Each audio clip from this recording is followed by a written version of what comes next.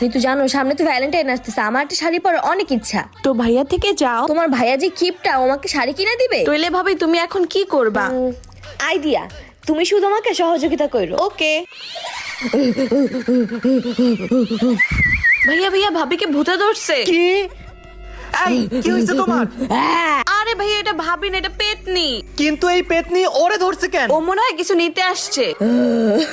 এই পেতনি, তুই আমার বউকে ছাড়ার জন্য কি চাস? আমার শাড়ি লাগবো। শাড়ি?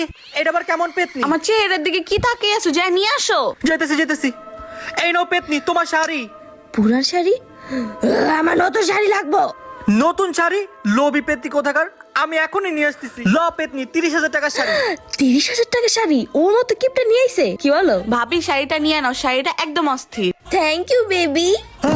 তোরা দুজন এতক্ষণ অ্যাক্টিং করছিস তো? ওরা দুজন মিলে আমাকে বোকা বানিয়ে দিল। শাড়ি পায়ে গেছি, শাড়ি পায়ে গেছি।